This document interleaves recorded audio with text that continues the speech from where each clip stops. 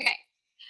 So, Amy, do you want to do the introduction for our presentation today? Sure, sure. First of all, I'm Dr. Amy Robbins. I'm a clinical psychologist as well. I have a private practice in Chicago, and I host a podcast called Life, Death, and the Space Between. And today we're going to talk about tips to decrease anxiety while riding out this virus at home. So I think we talked a couple weeks ago, and we were just at the beginning of all of this. And now it seems like we have started to settle in, those of us, I think, who are living in places where we've had shelter at home rules for a couple of weeks now. And I know that's rolling out in other places. I'm not sure if people are on from other places, but really kind of adjusting to what these new lives are looking like. And I think that that could be bringing up things for people that maybe 2 weeks ago were not brought up because there was still kind of uncertainty around what this was going to look like and how long it was going to be. And while we still don't know that, I think it's getting clear that it's going to last longer than we maybe had initially thought or hoped.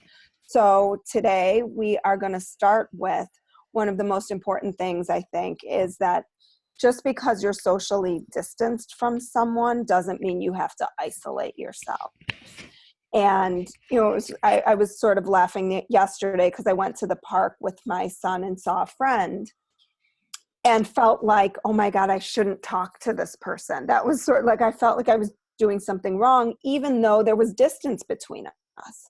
And I think it sort of speaks to kind of mentally and emotionally where we've gotten with this, is that it feels like maybe we can't even talk to people, or if we see people in a public setting, acknowledge them. And that just makes us feel more isolated. So I really want to encourage people, if they are out and about, if they see their neighbors, to have a conversation, obviously being respectful of the distance, but not to feel like you can't talk to people outside your family. And you can do that other ways too, like over Zoom, or, just calling friends, virtual cocktail hour, which I know a lot of people have been having, happy hours and things along those lines.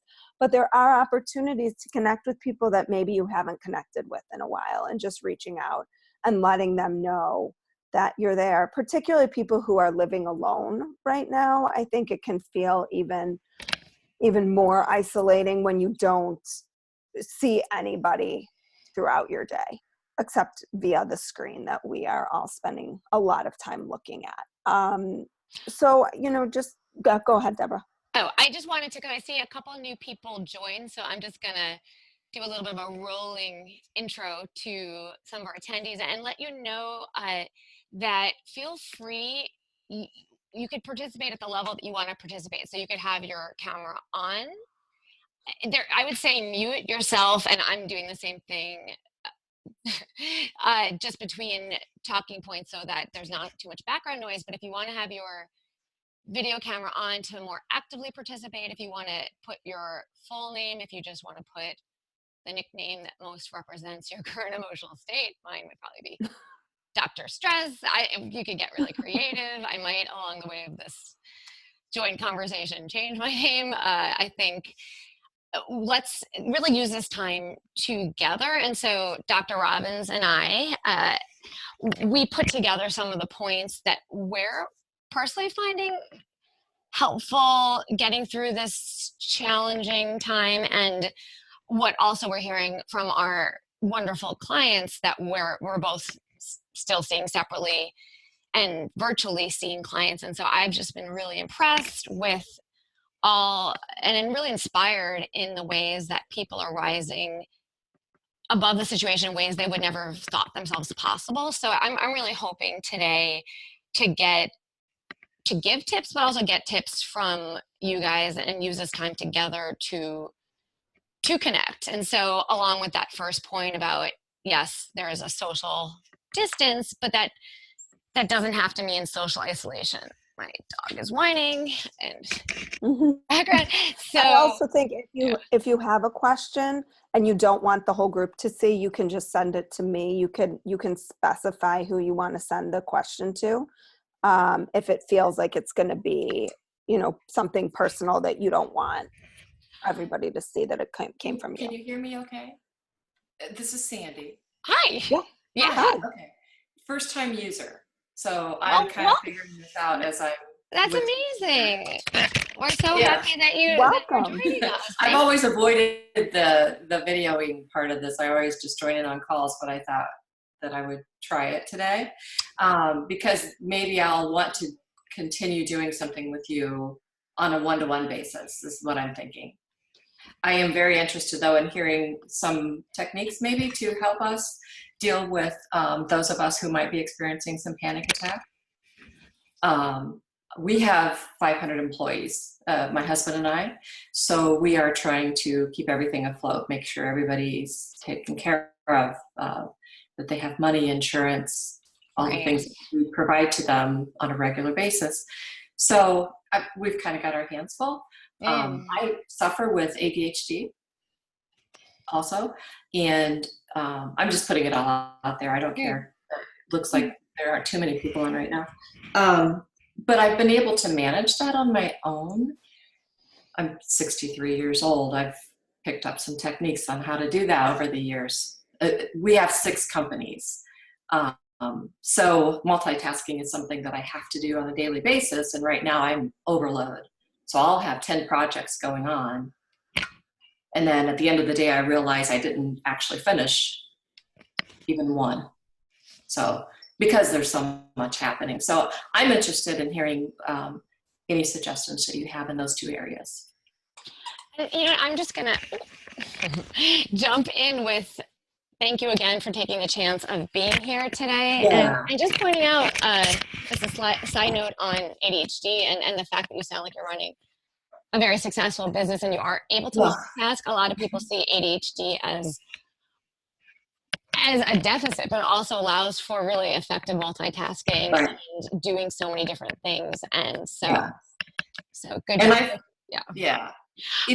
For the most part, other than a crisis like this, I have been able to use it to my advantage and never sought medication or treatments or anything. I just kind of taught myself some techniques. Right. I've never sought professional help. But I think in order to really get through this and come out of this crisis in the best way possible, I'd like to get some tools that I can use for myself. Yeah. So the first thing that comes to mind, and I'll let Dr. Robbins jump in, is kind of point number 2 of being realistic versus idealistic about this time and what you are going to get done and what you're not going to get done. And the needs are going to be endless and the potential projects are going to be endless and the potential even to, okay, I'll use this time where I'm not doing X, but at least I could work on my wish list of things. And when we're driven and we might have high expectations of what we can accomplish. And so I'd say whatever you're imagining that you can accomplish, maybe divide that by 10. If you could get through, and it depends on the person. Some people might be waking up and saying, I can't accomplish anything. And I'd say challenge yourself to do 1. So I'd say it depends who to recalibrate, but we all do need to recalibrate. And I would just say kind of really try to work the hours of let the natural day guide us, and at the end of the day say I'm done, and there's gonna have to be time for tomorrow. In general, that's critical, but now we're exerting so much effort just tolerating the unknown and just getting through the day that's going to take 50% of our reserve, that the rest is kind of icing on the cake. Okay. And Amy, lower my expectations. Yes. Okay. And I think, one of the things, again, to what Dr. Kissen said, obviously you've been really successful in multitasking in various areas, but I think now because there's so much coming at us at once, and particularly my door's open so my son can hear me, but, and it's not, who was recently diagnosed with ADHD. And so we're working around things that we're putting in place to help him. And one of the things that I know can be really helpful, and this is for everybody, I think, particularly, is starting with writing down sort of a loose schedule for the day. And Okay. even though you might have things coming at you, if there's one or two things that you know that you want to get accomplished by the end of that day, just making sure Uh-huh. that those are sort of a priority. And obviously other stuff is going to come in, but even someone who feels pretty organized, I think right now can feel pretty disorganized and Oh, overwhelmed yeah. by everything Well, that, and the that they're responsibility that I feel for all of our employees and their families.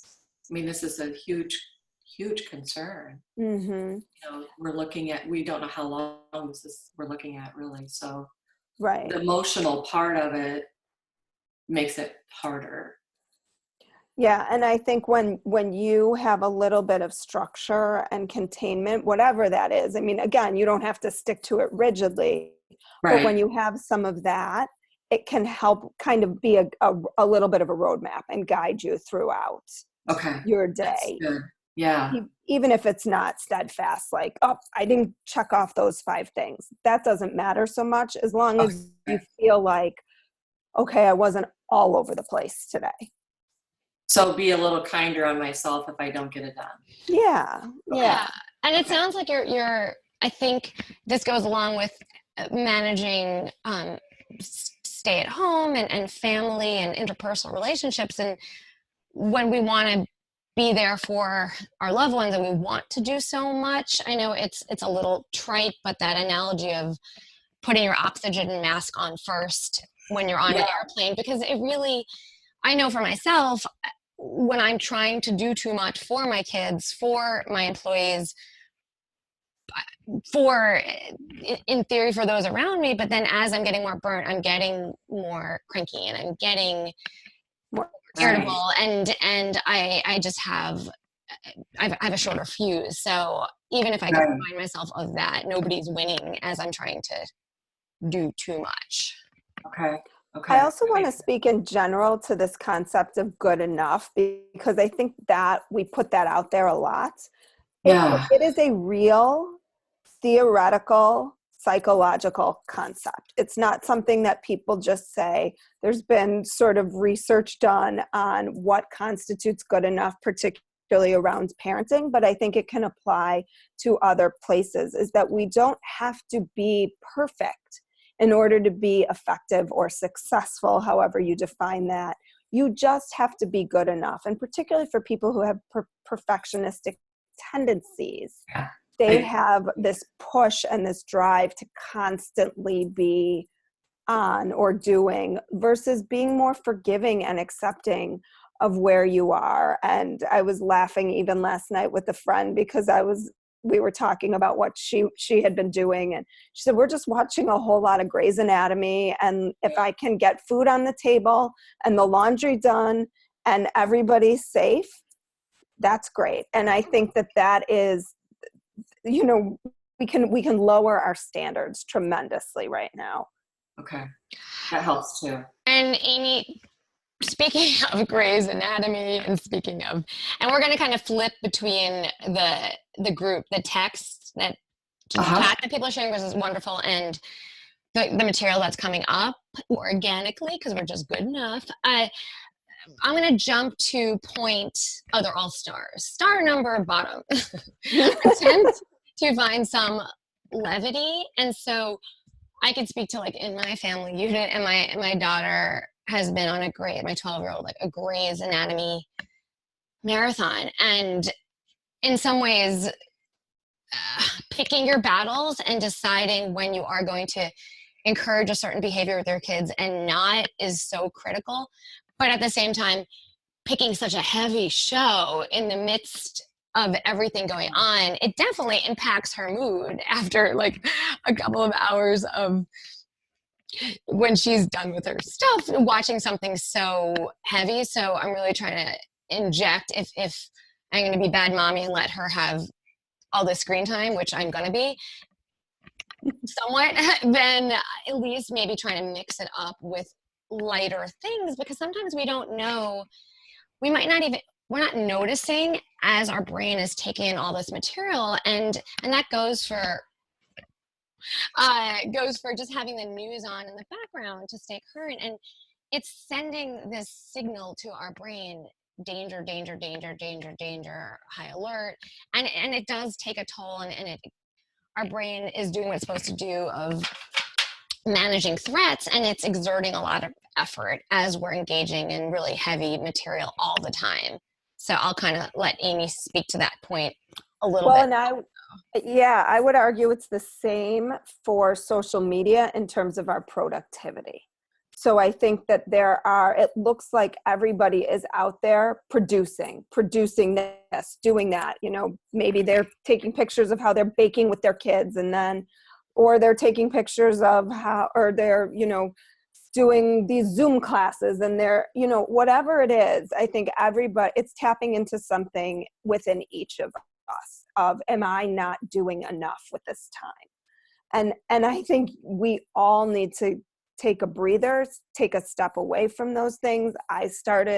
For me, I noticed that I had been going to my phone in the morning and scrolling, and that as soon as I finished that, my anxiety level was higher. Like I felt a little tightness in my chest, or I just felt more uncomfortable within my body. And I was like, you know what? I'm going to stop doing that. And first I'm going to do some things that make me feel really good, and then I'll look at my phone.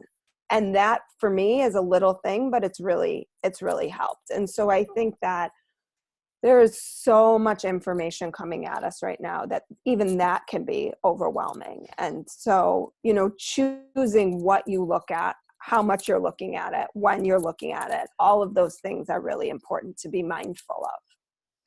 And from what our lovely participant just asked for tips for panic, and also thinking about what Dr. Robbins just said about noticing tightness in her chest. And I'm seeing this a lot with clients who have come for treatment for panic disorder, really all anxiety disorders. So there's a natural built-in sensitivity to the sensations of anxiety, which is, oh no, is there something wrong? Is there something wrong with my body?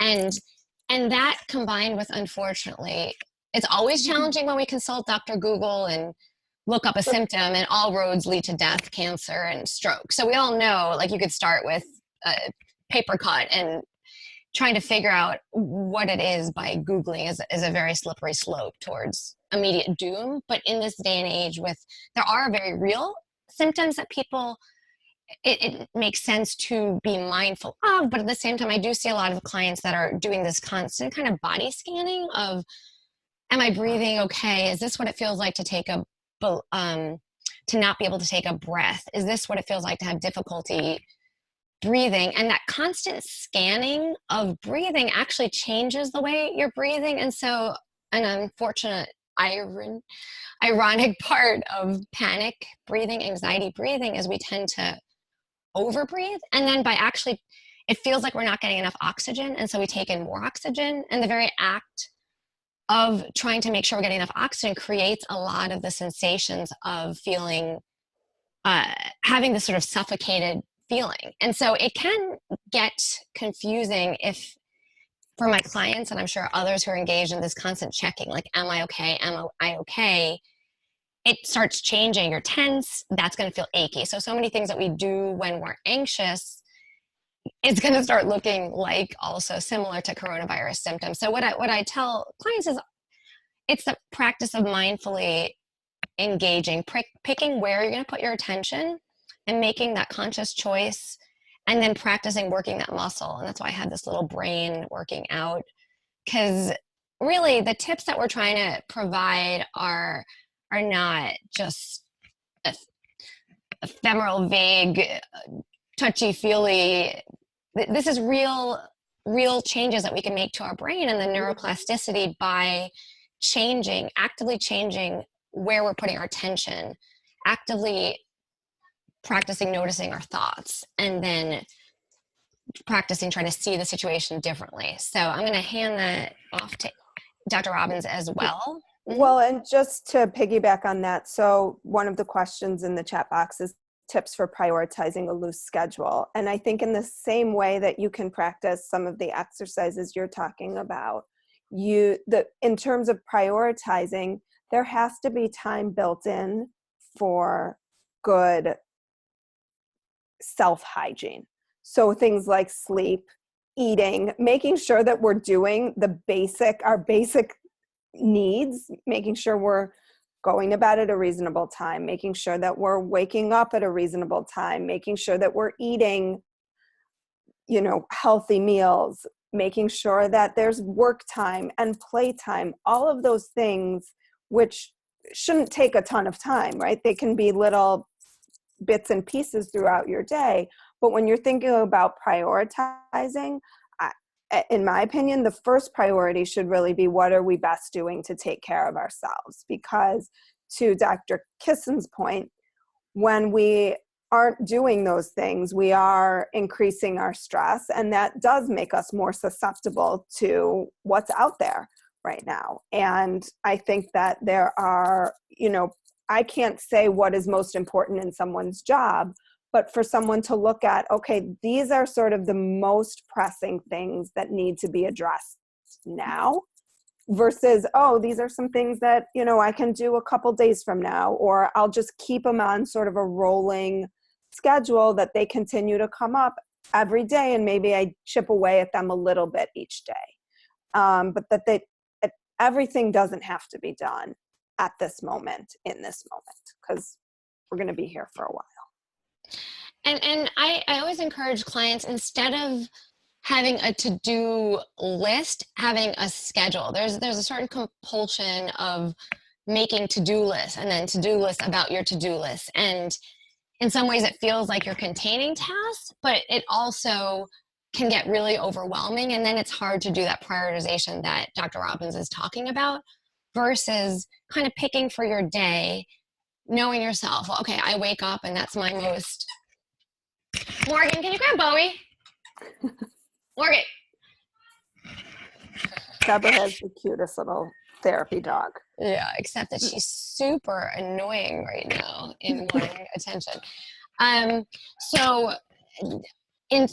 knowing yourself and your own productivity, and okay, knowing some people are more night owls, so knowing I'm gonna, from 9 to 10 in the morning, my kids are getting settled a little bit, or I just had my coffee, and that's the time I can do the hardest task of maybe working on that report I've been avoiding. And okay, midday, I have the harder time being productive. Okay, that's the time I could spend 1 hour maybe doing laundry, or something that isn't as demanding of your mental faculties. So kind of knowing yourself and your own rhythm, and then creating a schedule and time boxing it, instead of saying, okay, I'm just going to clean my whole apartment. That's really overwhelming. If that means you're going to clean every single thing, you're more likely to procrastinate and avoid that. If you could say, I'm going to spend 1 hour folding the clothing that's piling up in the corner, that makes it much more realistic that you're actually going to do it, and you're not putting such an expectation on that you're going to dread it.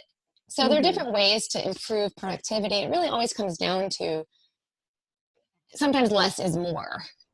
And then there's a good chance you might be able to get something done. So another question that has come up, Debra, you and I can speak both professionally and personally, I think, to this one. How to best help teens during this time? So I think there's so many facets, so many things that are going on with teenagers. Obviously, teenagers typically don't want anything to do with their families. Much of their development is around their social group. And so I think this is a really challenging time for them, because so much of their identity is wrapped up in social interactions. So I think that it's important to continue to encourage those, even though it seems to run counter to, at this point, like their exposure to screen time, right? Like we want kids not to be on screens as much, but yet they need their social interaction. And I think that that's really, really important for kids to have. And I don't know, I think that schools are doing all sorts of things differently right now. So it's hard to know, our students getting that social interaction in their virtual classrooms. I know typically at the end of the day, my daughter is on Zoom or FaceTime with a group of friends. And that's fine. That's what she would be doing normally after school. And so I think it's really important for her to continue to foster those relationships and friendships. And I think that Deborah, do you want to speak to maybe the anxiety piece of that? I took the social piece of it a little bit. I can only speak to the anxiety. I have no social skills, so maybe no. I'm going to try to broaden my response. But one thing that's coming to my mind that I'm trying to practice, and it's harder in some moments versus others, is allowing teens a chance to mourn and maybe be little jerks sometimes. Like, I really think they are the hardest hit in some ways developmentally of different ages. I think little kids are getting more of their parents, and I think that age, it's so peer dependent, and they're learning, and how your brain is looking for new behaviors and opportunities. It's so peer based that there's a real loss and mourning, and I know they're finding other ways to substitute it. But if your teen is particularly cranky, miserable, maybe giving them a little bit more space than you normally would to not be the best citizens. You could still have expectations, and you should have expectations, but maybe like take them down a notch, and then maybe just try to do the same thing, like setting up tasks. Like, what's one thing I can expect? I was talking to a client who had a teen and they were trying to make the expectation around family dinners. Like, we could at least expect you for 30 minutes sit at the family table. And I was challenging them to, like, is that really the most fun time for your family? Is your child really like a foodie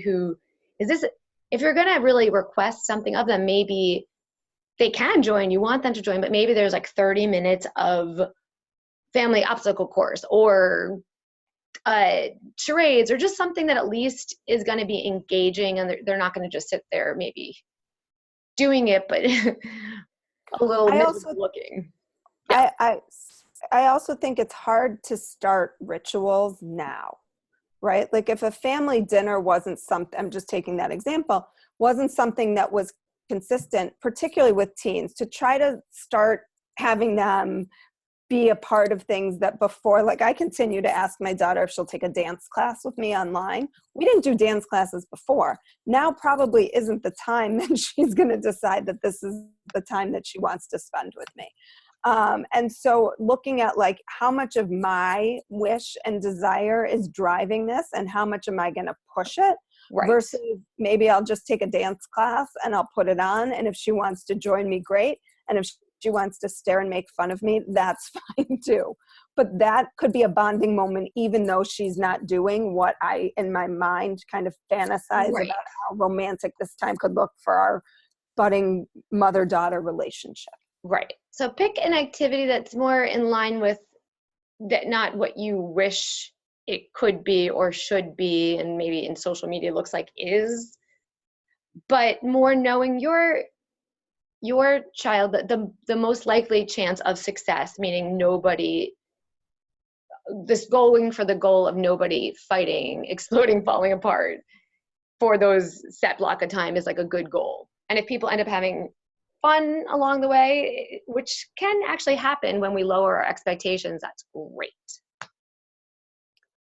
So there aren't any more questions right now, but if people have them, kind of throw them in the box. But and maybe let's pause to just see if anyone does. Well, we'll give you guys wants to pop on. What?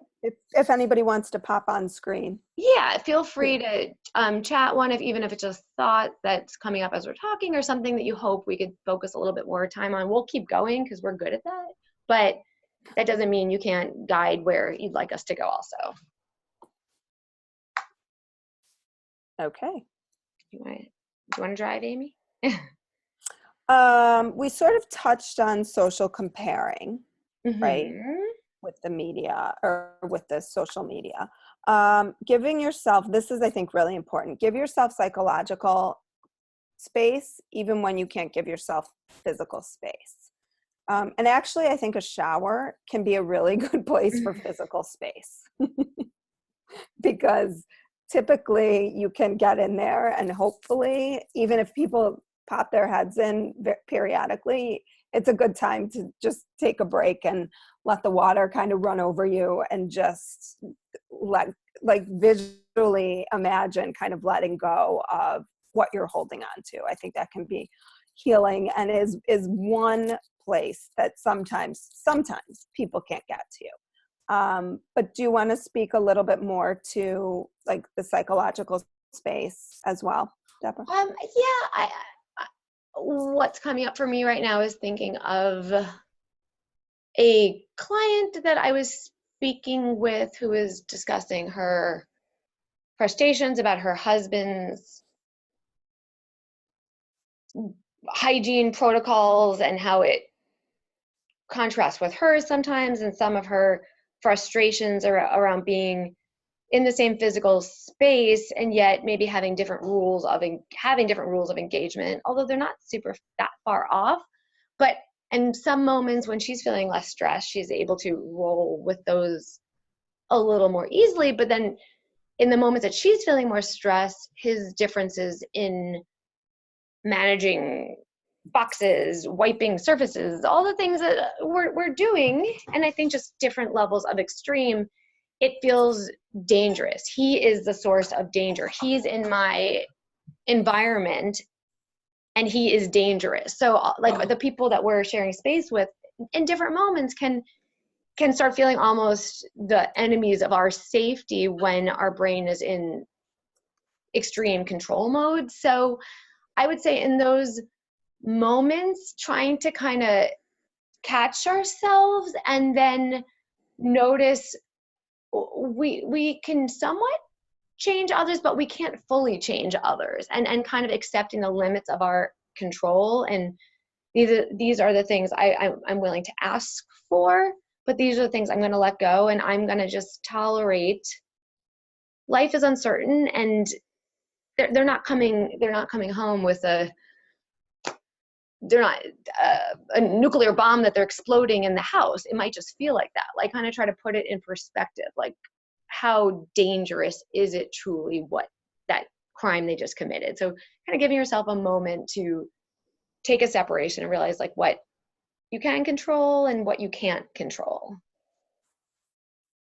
Yeah, I think that's perfect. And that question actually, I don't know if you could see it. That question came in as you were speaking.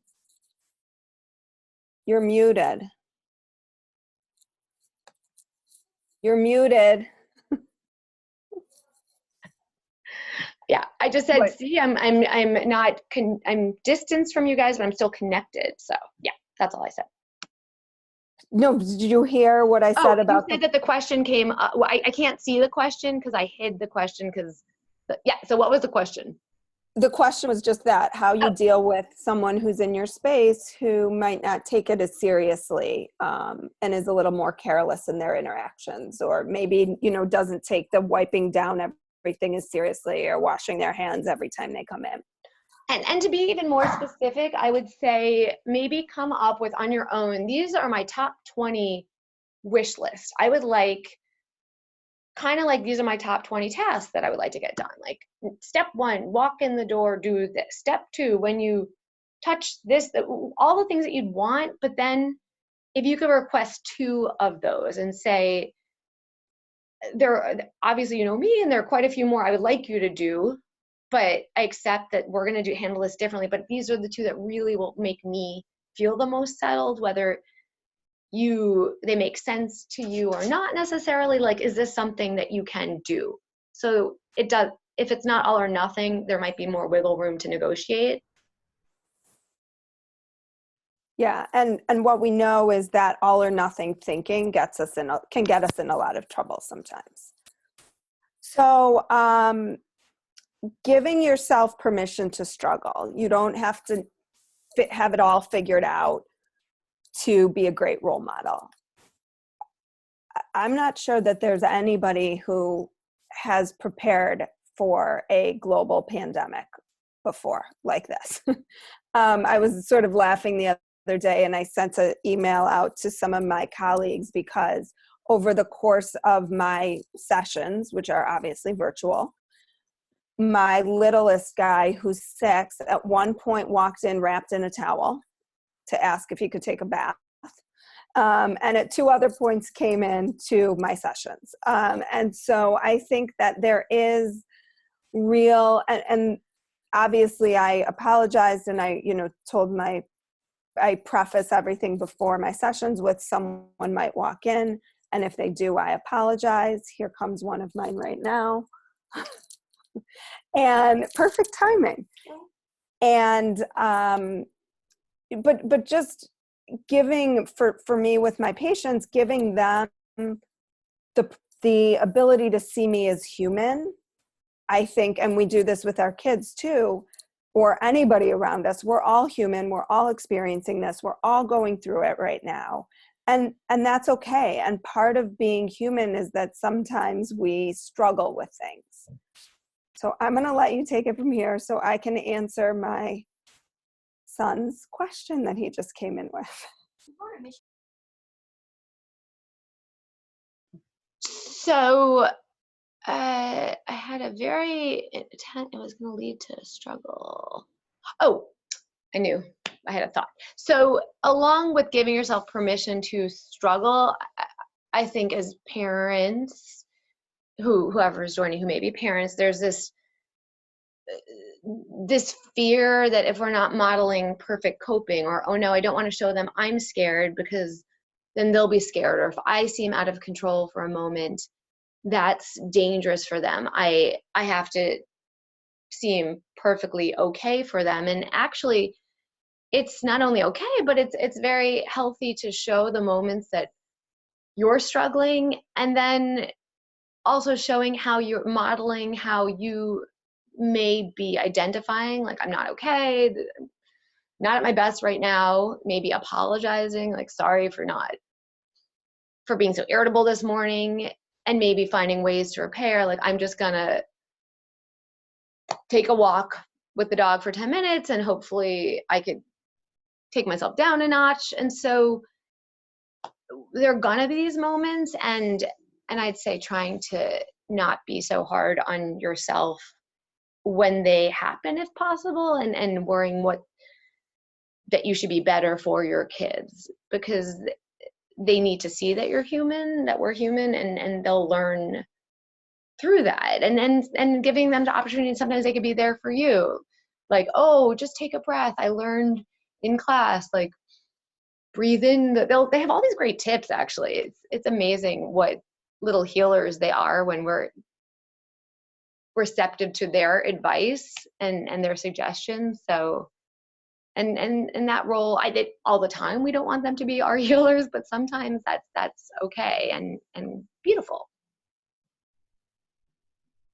Yes, is that I'm just responding to a message in the box.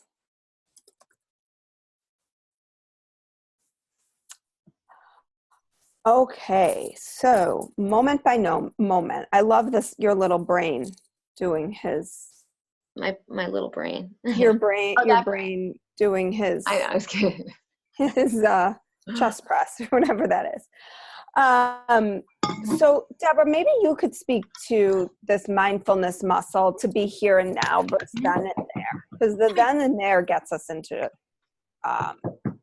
can get us into a little bit of a spiral.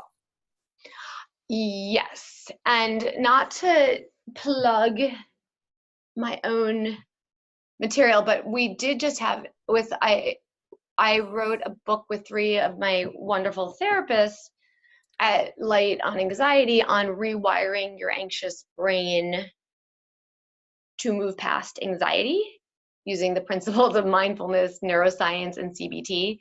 So that is something. What's CBT for people who don't know? CBT, cognitive behavioral therapy. So, and then really and it's, once again, not to plug, but there are a lot of really great tools to see the work of mental health I'm so sorry. Stop it. Isn't because you're weak and, oh, look at me, I'm vulnerable, I need help. But people don't feel weak when they're going to the gym. They feel like, wow, look at me. I'm actually working on improving myself and getting stronger, going to physical therapy. Like, I'm working on more flexibility and getting stronger. And it's the same thing for mental health, behavioral health exercise. Every time we practice relating differently to a thought or a sensation or a situation, we're actually training our brain, and we're creating new connections to the next time that happens, cope in a new way. So every time we learn something new and then apply it, we're actually changing our brain wiring. So it's encouraging. In the past, it used to be thought that neuroplasticity ended at a certain point of development, and actually our brains throughout the life cycle are constantly rewiring. So lucky us, whatever we're feeling and experiencing today doesn't need to be how we experience the world tomorrow, depending on the work that we do. And the work is simple. It's all the little things that we're talking about. And I think I think people often tie mindfulness to meditation. Those two words kind of go together sometimes, and that's not what we're talking about here. Mindfulness is sort of your moment-to-moment awareness, and meditation is a tool that can help get you there, but there are other tools as well. And I think, go ahead. No. Oh, I was going to say, and I guess it depends on how you think of the word of a meditation, and it could sound Right. very spiritual and very out there, but a meditation can be as you're mindfully attending to the sudsy water and you're doing dishes. So it's about having an anchor that you're choosing and putting your attention on that. So the words sometimes sound more out there, but the reality is it's really an attentional training exercise, and you're picking Right. different ways and choices about where to put your attention. Right. And that could be a walk. I mean, you could walk you could go outside and take a mindful walk where you're observing what's going on in nature. And those are really good practices, I think, to help you be able to start to bring it into everyday life in a different way. Because I think sometimes it's hard if you're trying to be mindful in your job, but you haven't practiced in sort of what's easier ways, which is I think nature's a super easy way to get mindful. Leave your phone at home, just go out and observe, whatever it is, how you use your senses as a way to become mindful. Okay, we just got a question. Are there resources you recommend to learn how to practice mindfulness? And the answer is a big, all caps, yes. And I think some of the problems is that there's so many resources that I think people sometimes get overwhelmed and flooded with the options. So one tool I really like, I have no relationship with, I find it very helpful. I really like the Headspace app because it gives small exercises that you could practice each day. Just a basic primer. I really like the book Wherever You Go, There You Are, John Kabat-Zinn. I think we mentioned this on our last webinar. So if you look on your app store and you look on Amazon, there are going to be so many great options. And I would say if they're getting a lot of stars, it's going to be a good option. It's kind of like when you go for a walk and there's so many gyms and yoga studios. They're going to be great options, but the key is actually using them. So it's not that it's that hard to open a gym or a yoga studio. It's the power of actually using the tools is probably the hardest part when our brain, it sometimes just wants to ruminate and worry and it feels like it's accomplishing something. So to actually and a key with mindfulness is people feel like it's not working because this is hard, and it's not working because this feels uncomfortable. It's gonna feel uncomfortable. And that's why that brain it's hard work when your brain wants to just sit there and worry and ruminate, and instead you're putting your attention on the smell of a candle. It's going to feel like you're lifting a mental weight. So it shouldn't feel like, I'm in a state of bliss. It often won't. Right. And the practice of mindfulness is the noticing when your mind wanders and bringing it back. it's not that it's always in the space of I'm focusing on the smell of the candle. I'm focusing on the smell of the candle. It's I'm focusing on the smell of the candle. What are we having for dinner? Oh, I just recognized I'm thinking about what are we having for dinner? Let me bring it back to the candle. Oh, I just know it's that noticing that is the muscle we're building. It's not the not going there.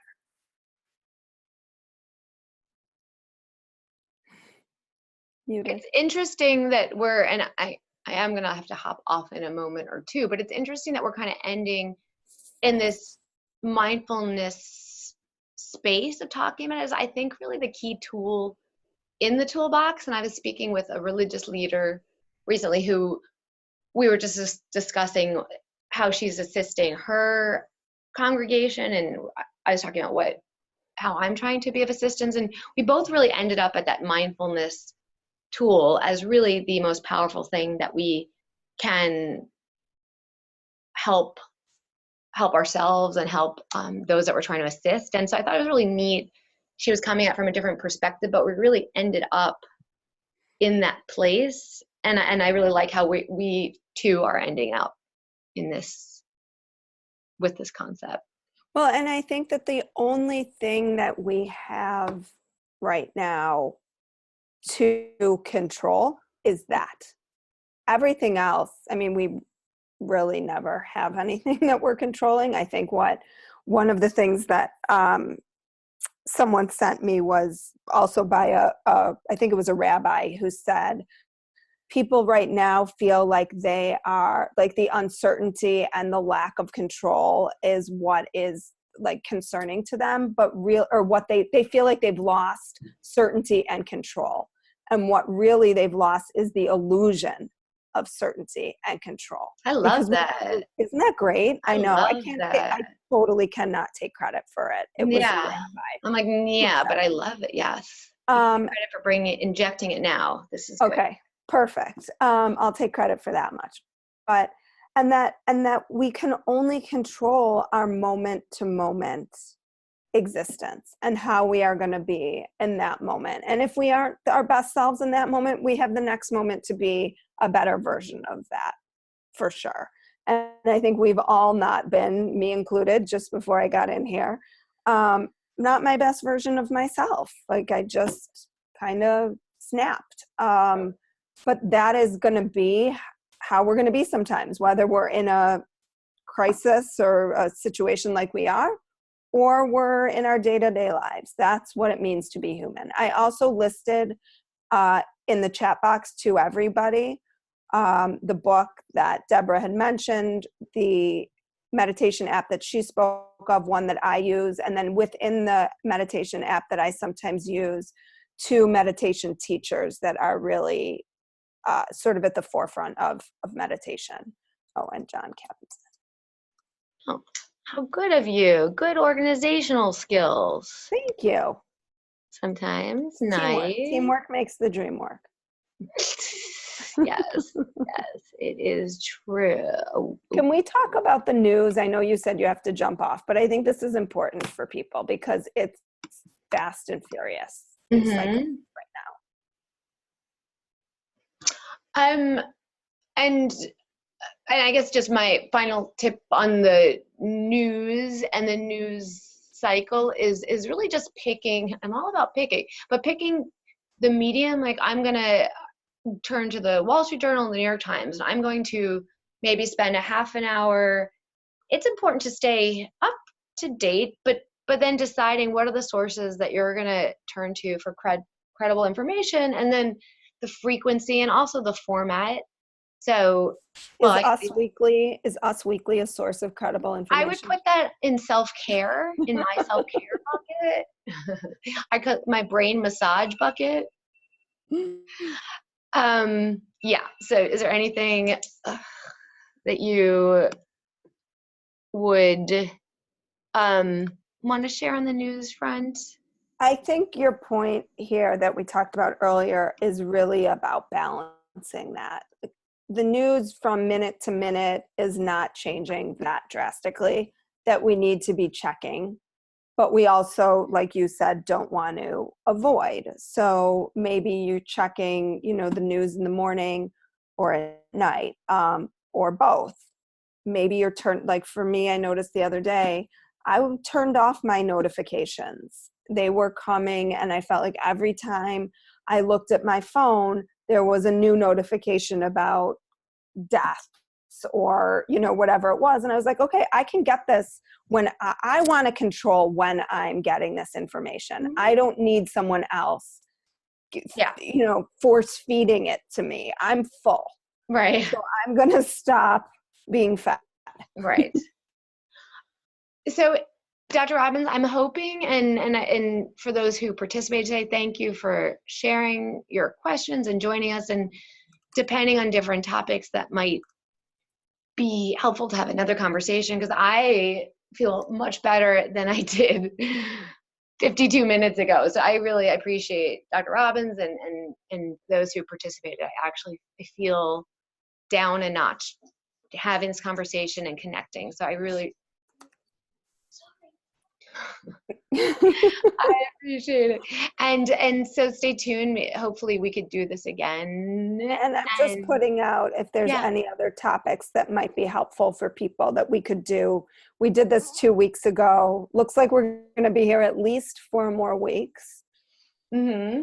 Maybe more. Who knows? But if there's topics that other people are interested in us talking about, you can reach out to Deborah or myself, depending on where you sort of got your information, and we could try to do another one of these. And thank you, Deborah, for organizing it, because some moments I'm better able to organize, and other moments I'm less able to organize. So I'm glad my organizational juices were flowing for this, because this was good and healing. So thank you. Thank you. And thank you, everybody, for getting on with us today. Yes. All right. I'll talk soon.